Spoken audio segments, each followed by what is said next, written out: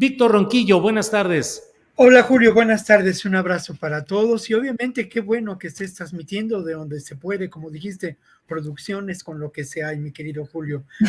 Así tiene que ser y así debe ser. Así debe ser, Víctor. Tú lo sabes, lo sabemos todos que, bueno, salimos adelante. Guadalupe, buenas tardes. Guadalupe Correa Cabrera. Hola, muy buenas tardes, Julio. ¿Cómo estás, Víctor? Un placer estar con ustedes otro jueves. Y bueno, como tienes aquí el micrófono muy interesante. Bueno, Guadalupe, otra vez Ricardo Ravelo está haciendo que sus seguidores y admiradores, que son muchos, digan, ¿dónde está Ricardo Ravelo? Es que se le atravesó otro problema de tipo profesional, de horario, de agenda, y no nos avisó que no podría estar hoy con nosotros. Lo veremos seguramente la próxima semana. Le enviamos saludos, pero bueno, para que los seguidores no digan que o hay censura o que estamos impidiendo la voz de Ricardo, que siempre es bienvenida, pero aquí estamos ya puestos. Bueno, antes de entrar con otros temas referidos a lo que es esta mesa de seguridad, déjenme compartir con ustedes lo que hay sobre este tema. El presidente municipal de Badiraguato, Sinaloa, José Paz López Elenes, propuso la creación del Museo del Narco en Badiraguato. Dijo que para atraer el turismo, dijo, es posible que podamos tener un museo del narcotráfico. No estamos cerrados a ningún tema.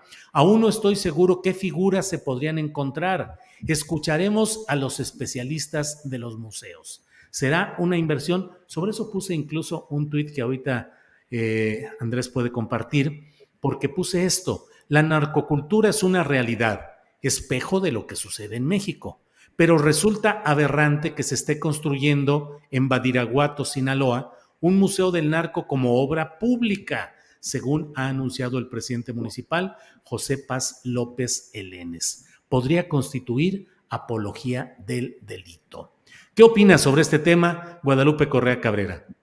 Absolutamente. Me parece muy pertinente tu tweet, me parece muy pertinente tu comentario, porque si bien hemos dicho en esta mesa que no todo es narcotráfico, que esto se ha dimensionado de otra forma, realmente tenemos diferentes formas de entender la delincuencia organizada, que no todo está vinculado al tráfico de drogas, pero su origen y su vinculación, la vinculación de diferentes elementos criminales al tráfico de drogas, porque es una cuestión transnacional, por las rutas, por los incentivos y por esta oligopolización, las estructuras criminales derivado de la prohibición de las drogas, pues obviamente han generado estructuras hiper violentas.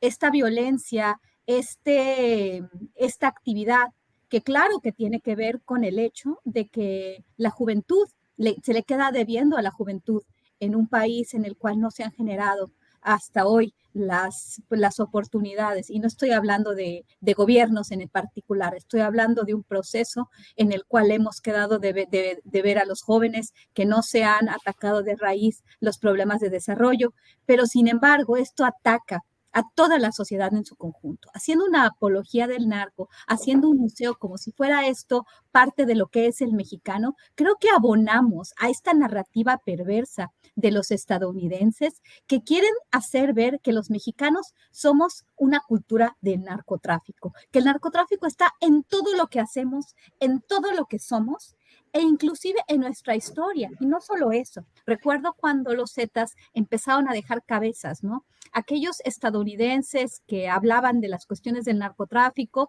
relacionado con esta nueva organización que había surgido, que desmembraba, que descabezaba, decían, no, pues es que los aztecas descabezaban, y con una ignorancia tremenda, pero haciendo toda esta similitud, ¿no? Esta comparación y adscribiéndonos características de muerte, de descabezamiento, de salvajismo, de barbarie. Y esta cuestión me parece una cuestión de muy mal gusto y en un lugar donde pues hay un centro neurálgico de operaciones del cartel de Sinaloa. Yo no sé a quién se le ocurrió y yo no sé si esto va a continuar, ¿no? Con todos los viajes que hace el presidente de México a esa región.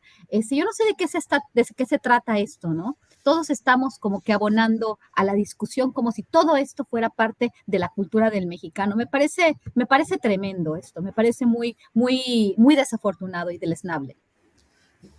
Gracias, Guadalupe. Víctor Ronquillo, el presidente municipal de Badiraguato, que llegó al poder por las siglas de Morena, ha dicho que se van a invertir 15 millones de pesos, que desde mayo el propio gobernador del estado, Rubén Rocha Moya, también llegado a nombre de Morena al gobierno del estado, había autorizado y estuvo ahí para una especie de arranque de obras de un museo y de un mirador turístico, algo así que van a poner, aunque no se había dicho de qué iba a tratar el susodicho museo. Ha dicho el presidente municipal que no se va a negar a nadie, que todo mundo sabe quiénes son los personajes que han nacido ahí en Badiraguato y que no es cuestión de negar nada a nadie y que va a haber objetos y que va a haber relatos, no sé, que se va a recurrir a expertos museísticos para hacer una narrativa de lo que han sido esos personajes y también, dice él, del daño que se puede causar o se causa a la salud y a la convivencia social. Pero, ¿qué te parece la idea, Víctor? Bueno, mira, yo creo que es de verdad, como lo dice Lupita en muchas ocasiones, pero es complejo, ¿no? Lo primero que tiende uno a pensar es obviamente en que no puede haber una apología del delito, como lo mencionaste en el Twitter, ni una apología de la violencia, ¿no? Eso me parece que es el punto de partida esencial. Lo otro es que depende la perspectiva con la que se construye este museo. Si este museo hace evidente las atrocidades que el narcotráfico ha generado, la violencia, la realidad de lo que ha ido construyendo en torno a la corrupción, a la economía del delito, puede ser pertinente, ¿no? Aquí tenemos un museo de la memoria y la tolerancia, ¿no? En donde no es un museo en que se haga apología de los crímenes de lesa humanidad que se han cometido a lo largo de centenares de años en nuestro mundo, pero es un museo que nos hace reflexionar sobre esa realidad. Creo que esta perspectiva puede ser interesante. Lo otro, tampoco podemos negar la penetración de la cultura del narcotráfico, de la violencia en la realidad de Sinaloa y otros estados, en la realidad económica, en la realidad política, en la realidad social.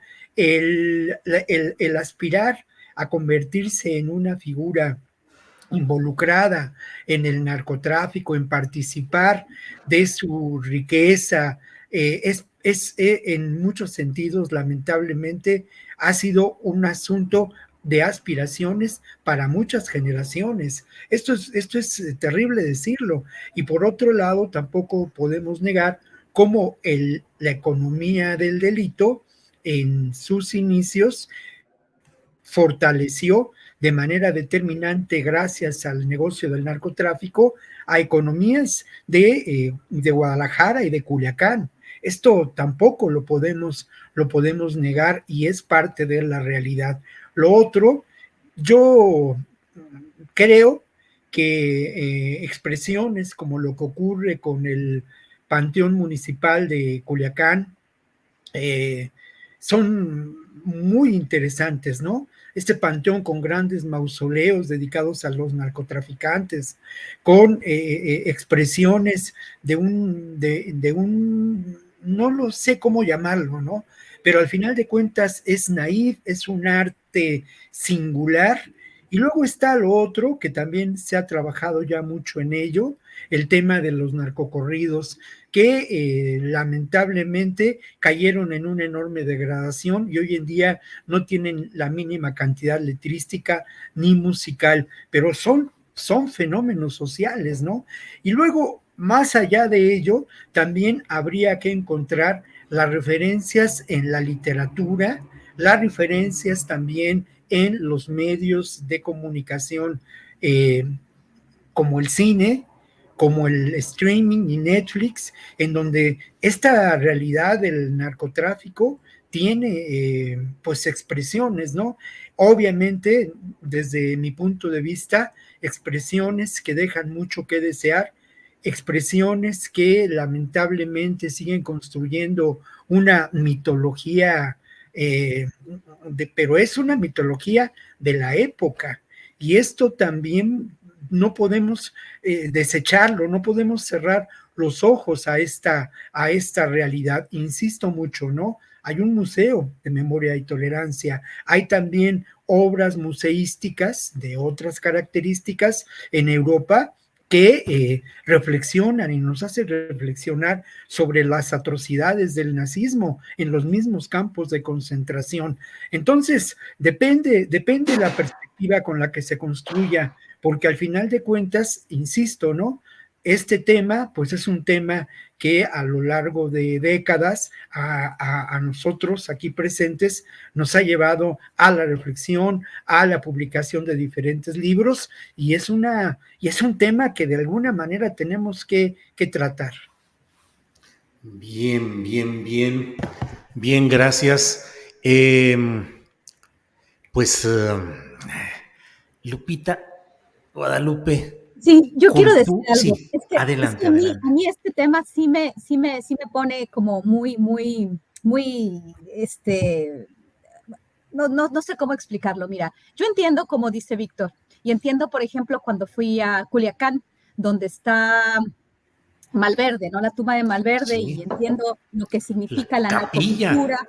Exactamente, sí, yo vi todo esto, entiendo la narcocultura, pero la forma en la que este presidente municipal de Badiraguato, Morena, está planteando esta idea, cuando empieza a transformarse el narcotráfico de otras maneras, ¿no? Es una economía, claro que es una economía, así comienza, también implica recursos, el narcotráfico como tal, pero ha tenido ya un cambio, una evolución tan compleja, y eso ha representado la muerte de muchísimas personas en el país y la extensión de modelos violentos, de formas de ejercer la violencia, de extracción de rentas, de extracción de vidas, de forma de vida para los jóvenes que terminan muertos.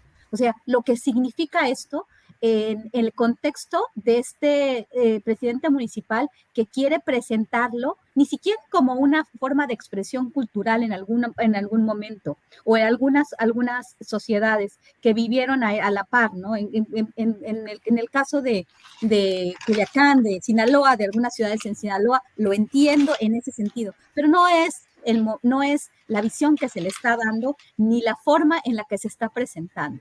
Y si es una apología del narco, y si estamos haciendo una apología y estamos haciendo un museo para ver cómo esto es parte de nuestra cultura, estamos apoyando la cultura de la muerte, la cultura del delito, y esto es muy, muy, muy delicado si nosotros vemos cuál es realmente este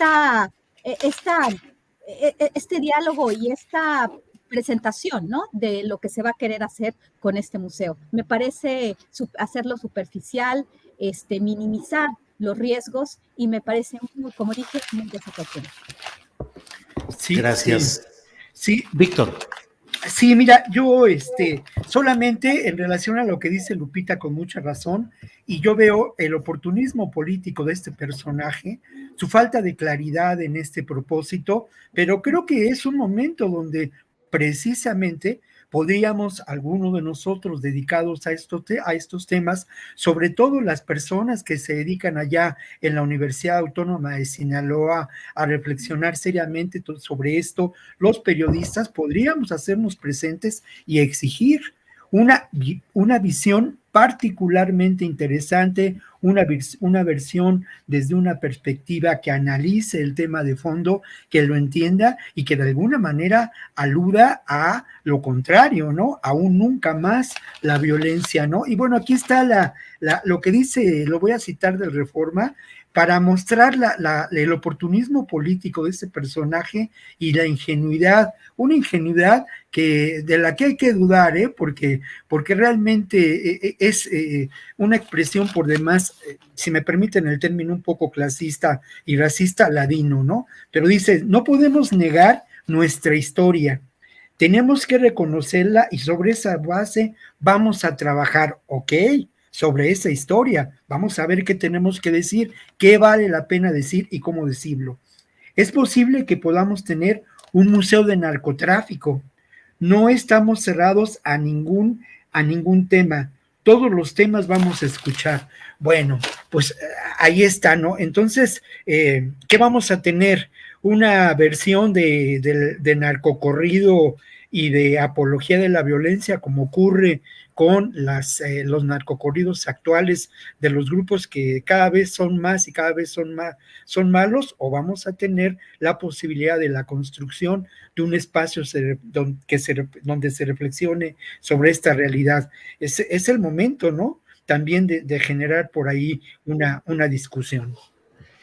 Sí, Víctor.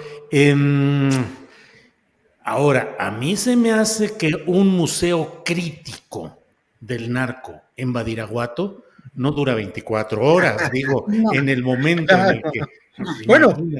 Bueno, lo que pasa es que ahí estaría precisamente el ejercicio y la construcción de una dinámica social que llevara a una toma de conciencia. Y fíjate, es el gran tema, ¿no? Para una novela, el plantear un museo crítico que de alguna manera convenza a mucha gente en Sinaloa de que tenemos que reflexionar sobre el narco.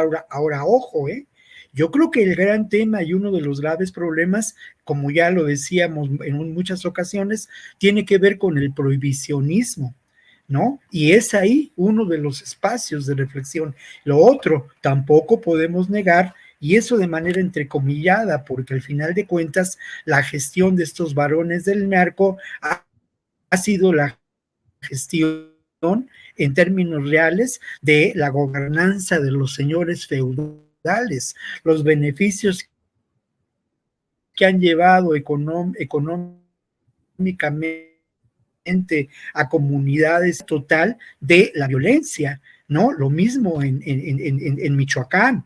Y también en algunos barrios de ciudades fronterizas, pero ese es un gran tema. Claro. Y obviamente pues también era, digamos, así como tenemos la tarea pendiente de la construcción de la Comisión de la Verdad en términos de la guerra sucia y de una transformación de la narrativa en términos de los desaparecidos y de los 43 desaparecidos, pues también aquí tendríamos un impulso para una gestión de un museo, como tú lo llamas acertadamente, Julio, crítico, ¿no? Sobre el narcotráfico. Ahora, sí, Guadalupe, a reserva de lo que tú dices. Otra cosa más, una más, es que nada más me lo estoy imaginando, y es que cómo hacemos estas cosas de una forma en la cual llega a ser superficial. O sea, si nosotros vemos cómo está afectando la vida de tantos jóvenes mexicanos, tantos jóvenes estadounidenses, la droga, hacer un museo, y ya sé cómo lo van a hacer, así lo dijo el presidente municipal, como si fuera algo, sí, Malverde, los narcocorridos, la narcocultura. Esto es un problema social, político, obviamente tiene que ver con la política de drogas, tiene que ver con la prohibición, tiene que ver con un montón de cuestiones de control geoestratégico por parte de Estados Unidos, pero creo que podemos hacer mejores cosas que hacer un museo para poner la narcocultura. O sea, realmente me parece esto superficial.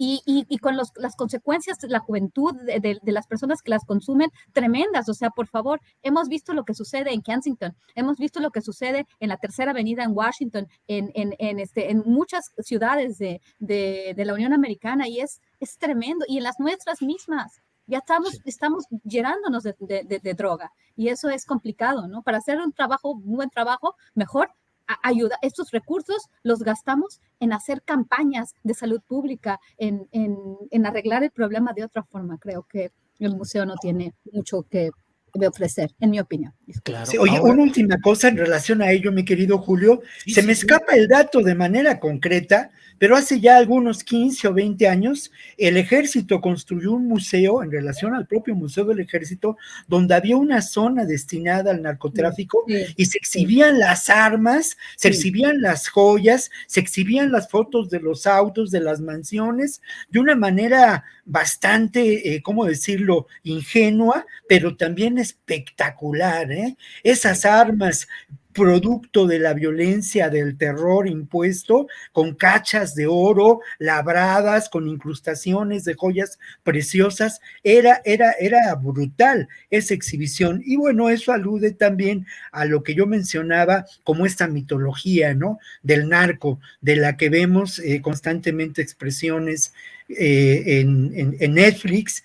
Creo que ahora ya pasó de moda un poco el tema, ya no tenemos recientes producciones cinematográficas o de series televisivas en relación a ello, pero ahí está presente esta mitología, y estoy de acuerdo con Guadalupe, ¿eh? Al final de cuentas, mira, lo de Malverde es un fenómeno antropológico muy interesante, claro, pero la manera en que se presenta y en que se exhibe en Culiacán, pues es penosa y patética, aunque es parte de ese fenómeno antropológico y social, como lo son las tumbas del Panteón Municipal de Culiacán, claro, y de algunos otros lugares, ¿no? Claro, que no deja de ser una actividad privada de particulares que hacen ese narcoturismo, Claro. llevando a la capilla de Malverde, a los mausoleos enormes con aire acondicionado y con lujos de todo tipo en el cementerio de allá de Culiacán y a otros lugares. Pero aquí estamos hablando de dinero público ejercido por un funcionario público para una obra pública. Y efectivamente, nuestro compañero Arturo Lechuga nos mandó, no podemos reproducirlo por derechos de autor, pero el reporte de cómo El País, el diario español, hizo un reportaje con muchas fotografías detalladas de los tesoros del Museo del Narco en México. Ese fue un reportaje de 2013. Y luego lo revisaron, lo vieron tanto Arturo Lechuga como mi compañera Alex Fernanda Reyes, que está a cargo de la producción del programa. Me enviaron algo publicado en mexicoCity.ciudaddemexico.gobierno.mx, que es este señalamiento que dice: el Museo del Enervante es una de las colecciones más oscuras de la Ciudad de México. Dentro de una instalación de la Secretaría de la Defensa Nacional, funciona esencialmente como una exhibición de objetos confiscados durante la larga guerra contra las drogas en México. El papel del ejército mexicano en la lucha contra el narcotráfico ha resultado en una impactante colección de tesoros, armas y artefactos. El museo no está abierto al público en general, pero presentando una previa solicitud por escrito, expresando las razones por las que se desea visitar, los invitados serán admitidos a criterio de la Secretaría de la Defensa Nacional.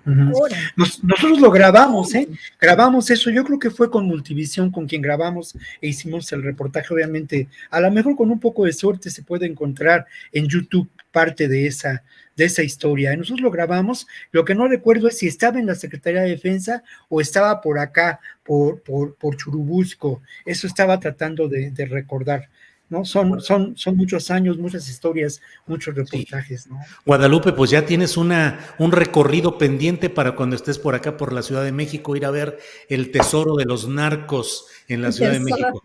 Pero Guadalupe, hay un tema que ya lo hemos hablado otras veces, pero creo que nunca es suficiente.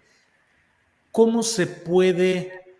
Yo creo que en Badiraguato, una gran parte de los ciudadanos, de los jóvenes, ven de manera positiva, aspiracional, el triunfo del narco. ¿Cómo se puede hacer un museo crítico contra esa actividad y señalando los defectos de Joaquín Guzmán y del Mayo y de Medio y los Chapitos? ¿Cómo se puede hacer si la realidad sociopolítica es favorable al fenómeno del narco, Guadalupe? Absolutamente, o sea, por eso simplemente entendiendo lo que se quiere, donde se quiere hacer, lo que implica, porque sí es parte de la cultura en ese lugar, parte de la economía, tenemos toda la cuestión de las mujeres buchonas, todas hasta quieren parecerse a esta imagen de una mujer del narco. O sea, pero estamos hablando también de un poco de privilegio, estamos hablando de una cultura en la cual la actividad económica a la que se dedican estas personas, pues los ha hecho ganar dinero, invertir en esa región para sus familias. Estamos hablando de una cuestión completamente distinta. Entonces, distorsionas realmente esta apreciación de lo que es realmente el narcotráfico, de lo que implica la venta de drogas, de lo que implica todo esto. En Badiraguato, En Sinaloa hay toda una cultura, que también lleva a privilegios, porque no necesariamente ellos están pensando en el tema de la pobreza, de la muerte, sino una aspiración. Las mujeres que tienen dinero, las mujeres que pueden comprar una bolsa de marca, pues es la novia del narco. Y esto no es superficial, o sea, esto existe, es una realidad. Todos los que hemos estudiado este tema la conocemos, pero desafortunadamente sí, con todas estas series de televisión también, de televisión por cable, Netflix, Amazon Prime, todas estas series de alguna forma tergiversan y no podemos realmente entender la maldad que existe finalmente detrás de todo lo que significa el narcotráfico y la violencia que se ha generado a su alrededor. Todos hemos perdido, bueno, en México hemos perdido la confianza, la seguridad, la libertad, no nada más por el narco, obviamente, es más bien por la política antinarcóticos impuesta por Estados Unidos, obviamente, pero sin embargo, si nosotros hacemos una apología y nos plantamos en esta serie de, ay, sí, Malverde y los narcos y las buchonas, y es una cuestión que no, y no se va a poder acabar. O sea, ahí el narco ha representado una forma de vida, una forma de desarrollo y una economía.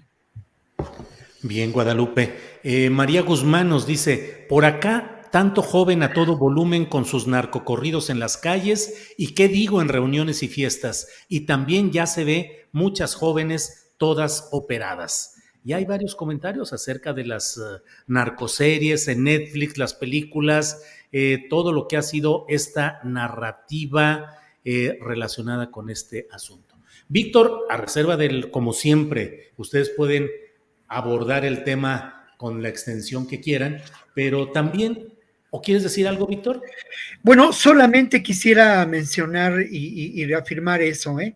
Las empresas, entre comillas, dedicadas al narcotráfico, estos conglomerados comerciales, son, y al crimen, a la economía del delito en su conjunto, son una expresión brutal del capitalismo. Esos son sus valores, la explotación, y además, dentro de ese contexto, la vida no vale nada, ¿no? Y además de ello, precisamente sus posibilidades de negociación pasan por las armas y la muerte. Esa es la cruda realidad, lo mismo que la cooptación de diferentes expresiones del poder político, y lo que ha ocurrido en Guerrero, lo que ocurre en Sinaloa, lo que ocurre en Baja California, en el Estado de México, tiene que ver precisamente con esa expresión brutal del capitalismo, que son las empresas dedicadas a la economía del delito, ¿no? Exacto. Gracias. Guadalupe, ¿algo más o pasamos a otro tema? Ya pasamos a otro tema. Nos encantó, nos encantó. Sí, estuvo muy movido, claro. Guadalupe, en este tema de Badiraguato y del museo, ¿qué pasó? No, ahí estoy, ¿verdad? Sí, perdón, estoy aquí hecho bolas yo, perdón.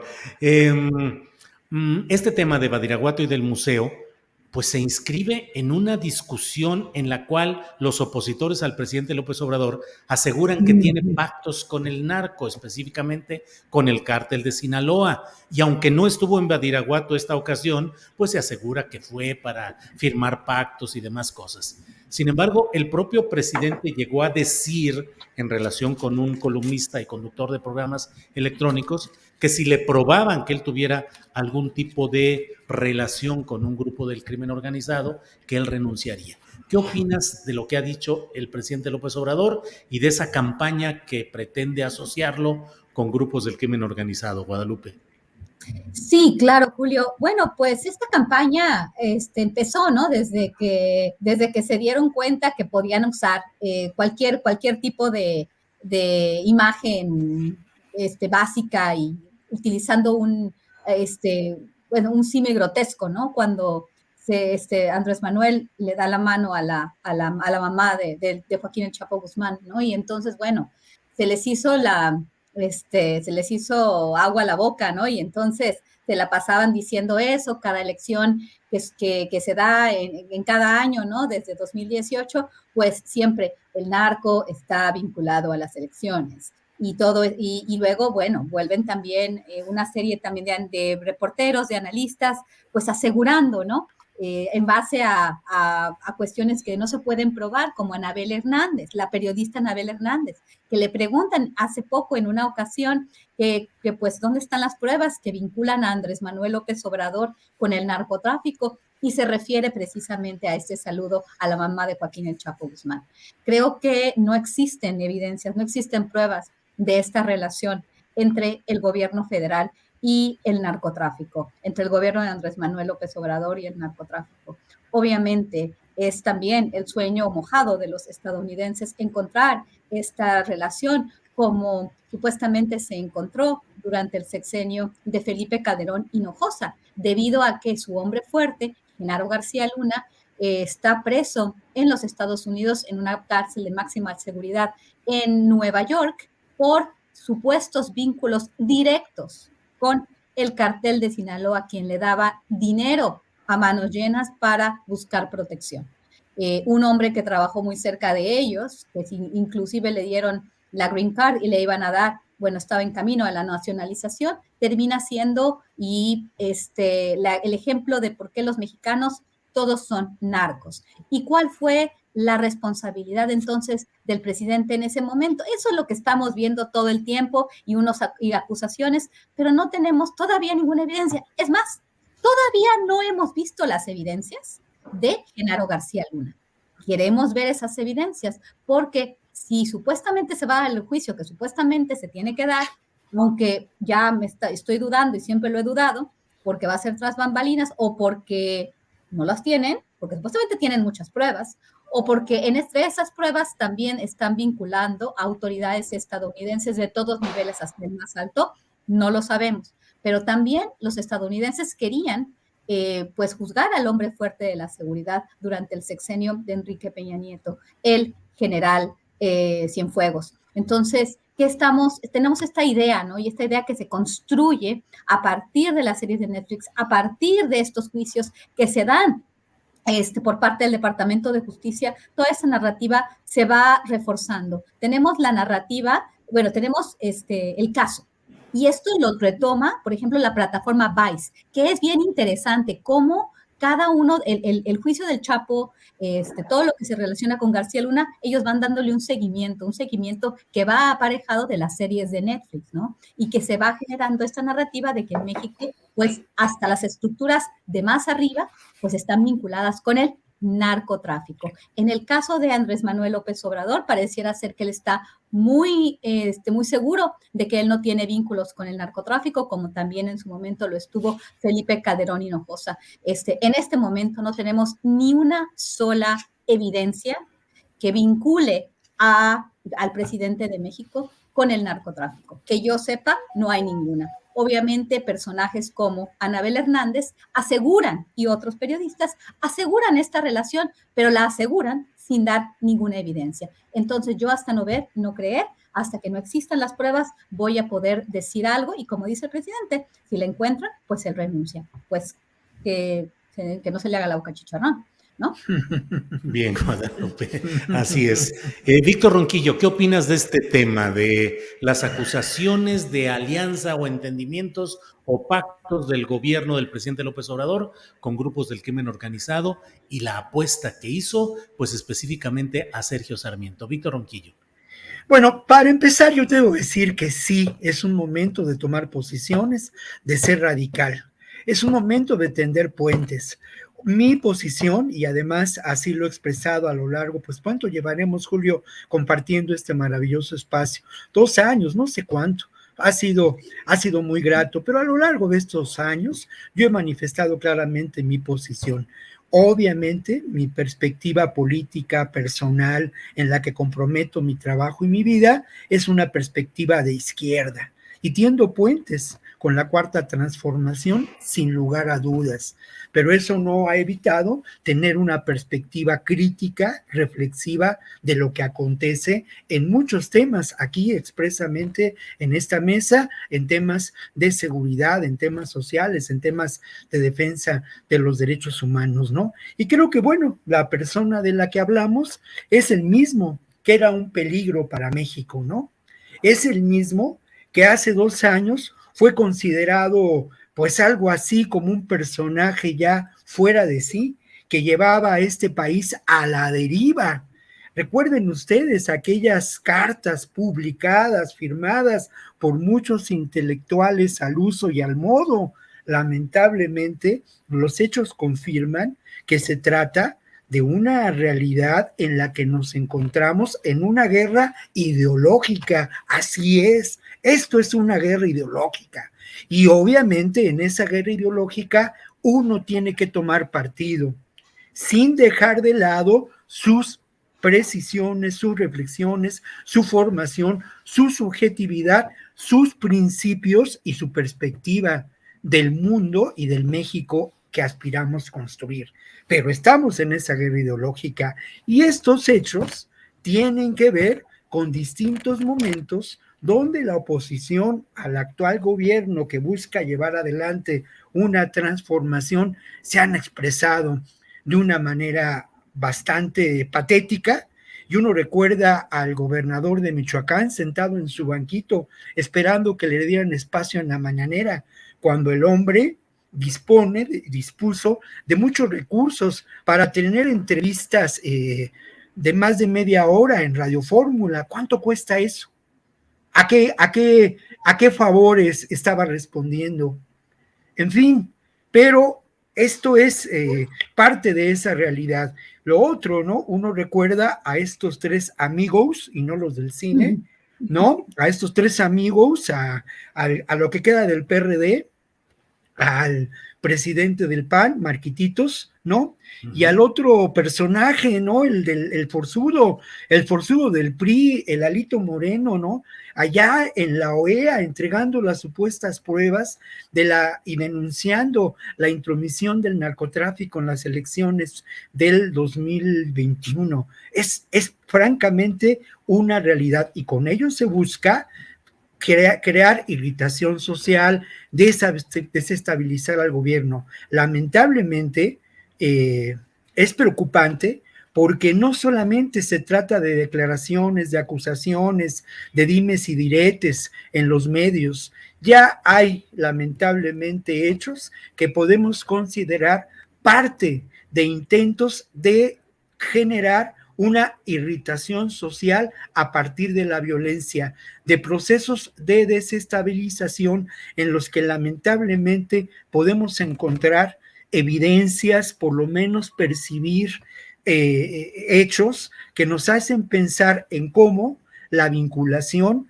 de personajes oscuros pertenecientes al sistema político mexicano tradicional en los anteriores sexenios establecieron nexos con lo que fueron grupos del narcotráfico, y eso puede generar esta creciente violencia, este momento. A mí me lo decía mi amigo Epigmenio Ibarra, ¿no? Que también de alguna manera es mi maestro y lo reconozco. Si tú asesinas a un periodista en Cozoleacaque, bueno, eso alcanza a los medios internacionales y alcanza a la comunidad europea y a los políticos que en su momento tienen intereses muy claros de acuerdo a este mundo polarizado en que nos encontramos, ¿no? Entonces, esto es un hecho grave, pero insisto, es momento en el que uno tiene que tomar posiciones. Bien, gracias, Víctor. Gracias. En Guadalupe, no sé si sobre esto quieres hablar algo o pasamos a otro tema. Bueno, pasamos a otro tema. Si algo hay que creo que concita el análisis sobre seguridad nacional, Fuerzas Armadas y democracia, es lo que está pasando en Brasil, donde los resultados electorales son favorables a Luis Ignacio Lula da Silva, y sin embargo la derecha y la ultraderecha están convocando abiertamente en manifestaciones afuera de los cuarteles para que el ejército impida que tome posesión el presidente electo democráticamente y que se mantenga a Bolsonaro en el poder. Y ayer, en una escena que dio la vuelta, pues no sé, al mundo, en muchos medios internacionales se reprodujo un acto en un estado de Brasil, un estado muy rico, con mayoría de población blanca, con mucho desarrollo económico, que es Santa Catarina, donde hubo una manifestación y al final los presentes extendieron el brazo derecho al frente con un saludo, el saludo hitleriano. ¿Qué opinas, Guadalupe, de esa situación de seguridad nacional, fuerzas militares, democracia en Brasil y en México, Guadalupe? Sí, por supuesto, es un tema también que no vamos a poder tratar en un solo segmento porque es complejo. Bueno, América Latina a lo largo de su historia ha vivido momentos muy complicados de golpes de Estado, de dictaduras militares, principalmente durante la Guerra Fría, alentadas por los Estados Unidos, para deshacerse de la amenaza, ¿no?, de la Unión Soviética, pero al mismo tiempo sabemos lo que puede pasar con los militares. Y es una cuestión constante, ¿no? Yo hice, cuando estaba más joven, un análisis de la vida política, de la historia de Venezuela, por ejemplo, también de Chile, ¿no? Y entonces podemos darnos cuenta, ¿no?, de lo que son los militares. En realidad, Rómulo Betancourt escribió este libro de Acción Democrática, fue el presidente de Venezuela, pero era un académico. Escribió este libro de política y petróleo y habla de esta relación perversa entre las élites económicas vinculadas al gran capital transnacional, obviamente todo relacionado al petróleo, pues la política, el petróleo y los militares. Los militares eran un elemento muy importante que hasta hoy por hoy pues son los dueños de Venezuela en realidad, de la mano de este líder de izquierda, Nicolás Maduro, que se abraza al nuevo presidente de Colombia, Gustavo Petro. Muy contentos ellos dos. Y no queremos ver que están ahí los militares, pero de al lado de un gobierno de izquierda, cuando mucha de su gente, perdón que estoy yéndome a Venezuela, pero era importante hablar de Venezuela ahorita para regresar a Brasil. Los militares siempre están relacionados, y esto es lo que están diciendo ahorita, aquellos personajes de la izquierda y todos los demás que queremos una democracia. En el sentido de que, bueno, el día de ayer, antes de que Jair Bolsonaro dijera no, pareciera ser que él no está de acuerdo con esto porque no tienen evidencias de que hubo fraude, porque no tienen todas las sartén por el mango. Si hubieran tenido realmente el apoyo suficiente a nivel internacional y a nivel nacional, lo hubiera probablemente hecho. Yo creo que ya calibró las posibilidades y calibró que no le iba a salir bien. Pero ¿qué tal si la situación hubiera sido distinta? ¿Y qué tal si él obviamente representa a los militares, el proyecto más nacionalista de Jair Bolsonaro tiene que ver con una relación muy directa con los militares, porque de ahí él viene, de ahí son sus orígenes, y bueno, hubiera podido hacerlo o lo podría hacer. En el caso, por ejemplo, de Venezuela, tenemos un país cuya economía viene manejada por militares.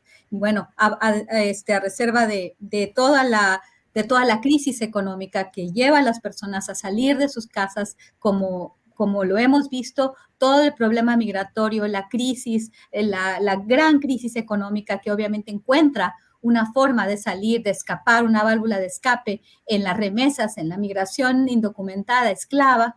Pues bueno, mientras tanto, los militares están muy contentos, obviamente teniendo pactos con otros países. No solamente estamos hablando aquí, por ejemplo, en el caso de Rómulo Betancourt y Política y Petróleo de Venezuela, de los brasileiros, de los venezolanos, las élites venezolanas y los militares, ¿no? En el caso ahora de Nicolás Maduro, hablamos de los militares y también, pues, de países como Rusia o China. Eso es importante. Por el lado de Brasil, pues no sabemos cuáles sean las fuerzas. Yo creo que no va a suceder nada. Creo que Jair Bolsonaro ya realmente, como dije antes, calibró esto, pero ese riesgo está, y este riesgo está latente siempre cuando avanza tanto el poder de los militares, cuando gobiernan a la par de un presidente. En esto creo que México está teniendo, como lo he dicho muchas veces, aunque me critiquen las personas que más que tender puentes se sienten y se ponen la camiseta de la cuarta transformación sin una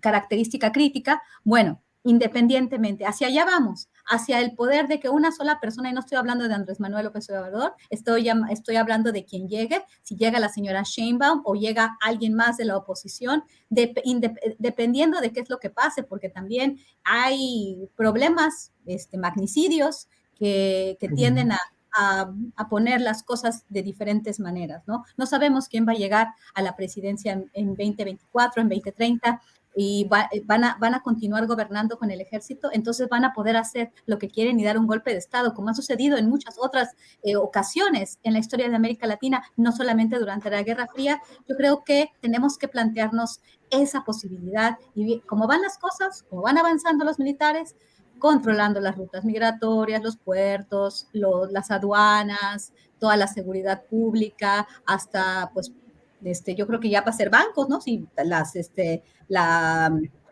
líneas aéreas, pues ya va a gobernar a la par, ¿no? En ese sentido, pues es muy, muy, muy delicado lo que está sucediendo en el país.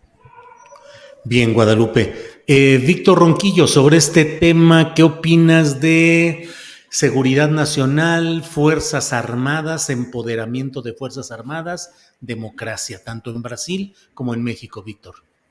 Bueno, yo creo que lo primero que hay que decir es que esto tiene como resultado el discurso del odio, ¿no? En Brasil, como en México y en muchos otros países del mundo, se ha fomentado por parte de los medios de comunicación de manera preponderante la construcción de un discurso de odio, la construcción también de una visión absolutamente conservadora de la realidad, ¿no? Este radicalismo de la derecha es parte de lo que está ocurriendo en Europa, lo que está ocurriendo también en nuestros países. Basta con escuchar a la clase media mexicana o a una parte de esta clase media mexicana hablar del actual gobierno. Basta leer la primera plana del Reforma del Universal de hoy para entender de qué hablo, ¿no? De fomentar este discurso de odio, de generar irritación social. Es preocupante y parecerían escenas de una ficción política con carácter apocalíptico, ¿no? Lo que presenciamos en relación a estos hechos. ¿Puede ocurrir algo similar en México? Lamentablemente ocurre. Y seguramente tendremos expresión de ello el próximo 13 de noviembre, ¿no? En esta marcha convocada en relación a la reforma electoral, donde las huestes de la derecha, de la Coparmex, de sectores absolutamente conservadores de la Iglesia Católica, tendrán un espacio de expresión como lo tuvieron hace un par de años, con Frena y su ridículo surrealista con las casas de campaña volando en el aire, ¿no? La verdad de las cosas es que también tenemos que atenernos a la encuesta que mencionabas hace un rato antes de iniciar la mesa, Julio, en relación a la reforma electoral. Sin duda, en estos momentos existe por parte de la mayoría de la población en México claridad sobre lo que ocurre, ¿no? La gente no olvida lo que vivimos en los anteriores sexenios, no olvida la defraudación de los ideales, de los sueños, de esa misma clase media que decía hoy, hoy, hoy, y se encontró con el lamentable foxismo. Tampoco olvida al usurpador de Felipe Calderón, y muchas personas saben muy bien que los efectos de la violencia y de la guerra perpetrada por Calderón, pues son una realidad hoy terrible en muchos estados del país y en la violencia que los acomete, ¿no? Entonces, creo, por otra parte, y bueno, pues no estoy de acuerdo con Lupita, porque creo que en este momento la gestión del ejército, de las Fuerzas Armadas en aduanas y en otros espacios ha sido creciente, de eso no hay lugar a dudas, pero me parece que no encontramos en ningún momento decisiones políticas de calado importante por parte de las Fuerzas Armadas. Creo que esto no ocurre y obviamente al final de cuentas son palabras y discursos del poder, pero hay que recordar lo que dijo el propio Luis Crescencio Sandoval el 16 de septiembre pasado, ¿no? En este desfile que tiene sus asegúnes, y además dedicado a la Guardia Nacional, pero en donde él aseveró que el ejército mexicano no tenía aspiraciones políticas, aunque más dichos, dimes y diretes, el propio Dan Augusto López aceptó que en algún momento dado podría pensarse en que algún integrante de las Fuerzas Armadas aspirara a la presidencia. Ficción política, bueno, pues parte de esta realidad. Creo yo que lo que en estos momentos estamos viendo también es una posible integración de esta América que sin un optimismo gratuito podemos considerar vinculada a proyectos progresistas, ¿no? Que sobre todo tienen una definición en común, y esa definición en común es el papel del Estado benefactor y la lucha contra la corrupción. En eso sí, me parece que hay un acuerdo, y un acuerdo también importante es en cuanto a las posibilidades, ¿no? De esa integración ante una posición distinta a lo que fue el expansionismo norteamericano, la securitización del continente, con efectos terribles y muy dolorosos en México y en Colombia, Julio. Gracias.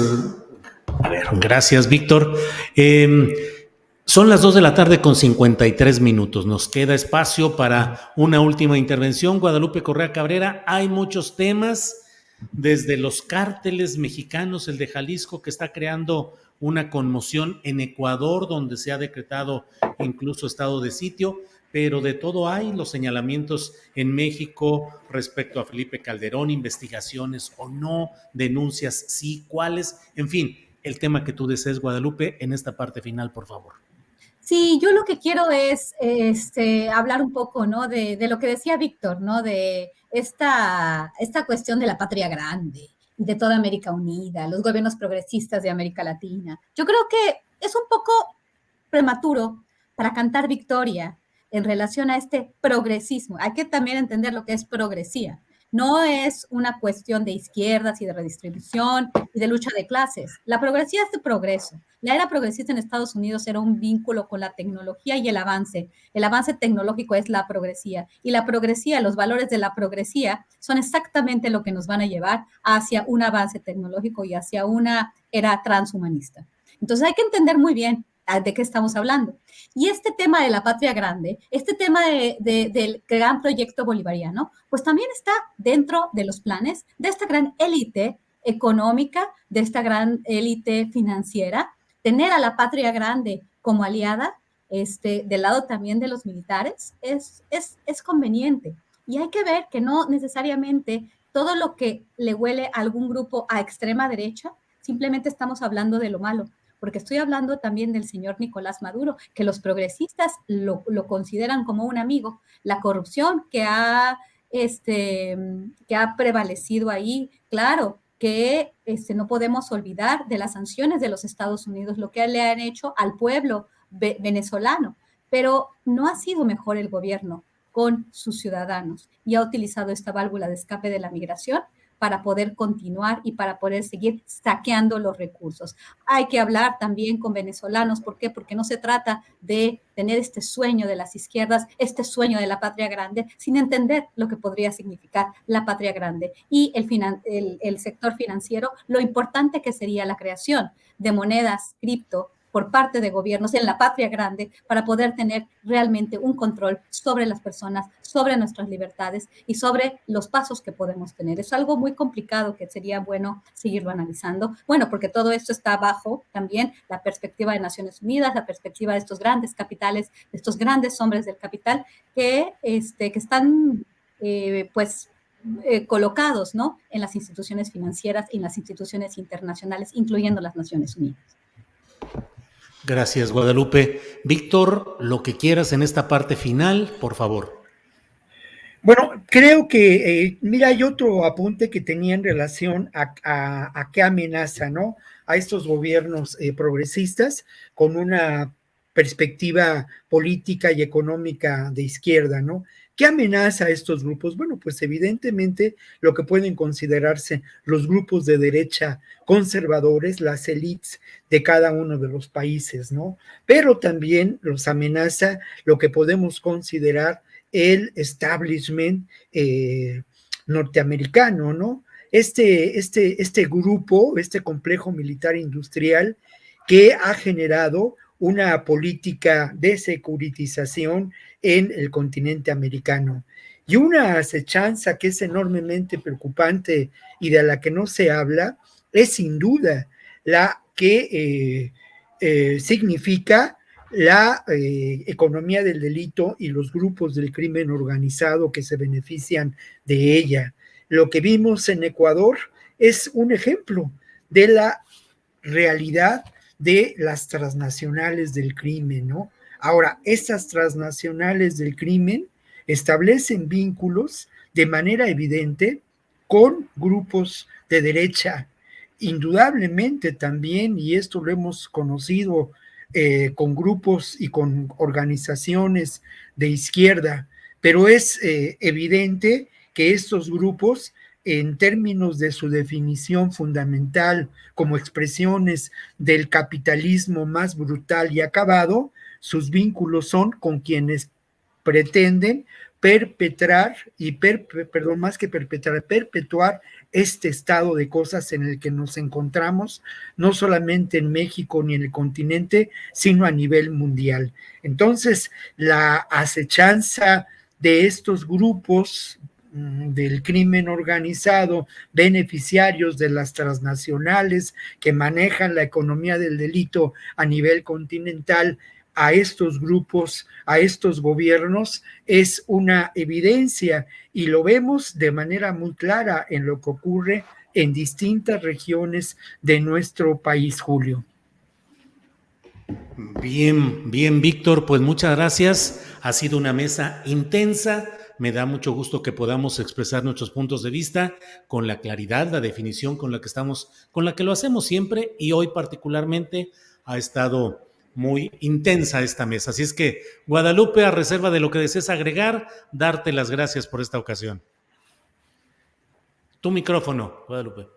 Muchísimas gracias, Julio. Pues sí estuvo intensa la mesa, pero siempre es bueno poder conversar con amigos de temas importantes. Gracias a todos los que nos están escuchando. Gracias, Víctor. Gracias, Julio.